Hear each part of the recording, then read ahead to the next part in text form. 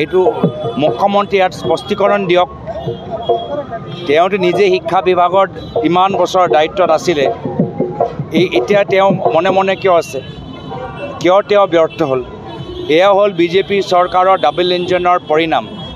তেওঁ নিজেতো কৰ'ৰপতি হৈ গ'ল আৰু অসমখনক শিক্ষা ক্ষেত্ৰৰ তললৈ ঠেলি দিলে। নিজে কৰ'ৰপতি মুখ্যমন্ত্ৰী তালিকাত ওপৰলৈ গ'ল, মুখ্যমন্ত্ৰীৰ মন্ত্ৰীৰ ধন সম্পত্তি বৃদ্ধি হ'ল, তেওঁলোকৰ ল'ৰা ছোৱালী ভাল ভাল স্কুললৈ যায়, নিজে খালি প্ৰাইভেট স্কুলৰ বাবে চিন্তা কৰে। গাঁৱৰ ভিতৰত চৰকাৰী স্কুল নহয়, তাৰ বিপৰীত মদৰ দোকান খোলা যাব, তেতিয়া অসমখন শিক্ষা ক্ষেত্ৰৰ তললৈহে যাব।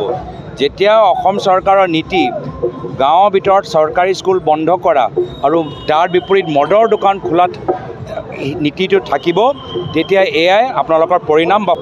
এইটো মুখ্যমন্ত্ৰী ইয়াত স্পষ্টীকৰণ দিয়ক। তেওঁতো নিজে শিক্ষা বিভাগত ইমান বছৰ দায়িত্বত আছিলে, এতিয়া তেওঁ মনে মনে কিয় আছে, কিয় তেওঁ ব্যৰ্থ হ'ল? এয়া হ'ল বিজেপি চৰকাৰৰ ডাবল ইঞ্জিনৰ পৰিণাম। তেওঁ নিজেতো কৰ'ৰপতি হৈ গ'ল আৰু অসমখনক শিক্ষা ক্ষেত্ৰৰ তললৈ ঠেলি দিলে। নিজে কৰ'ৰপতি মুখ্যমন্ত্ৰী তালিকাত ওপৰলৈ গ'ল, মুখ্যমন্ত্ৰীৰ মন্ত্ৰীৰ ধন সম্পত্তি বৃদ্ধি হ'ল, তেওঁলোকৰ ল'ৰা ছোৱালী ভাল ভাল স্কুললৈ যায়, নিজে খালি প্ৰাইভেট স্কুলৰ বাবে চিন্তা কৰে। গাঁৱৰ ভিতৰত চৰকাৰী স্কুল নহয়, তাৰ বিপৰীত মদৰ দোকান খোলা যাব, তেতিয়া অসমখন শিক্ষা ক্ষেত্ৰৰ তললৈহে যাব।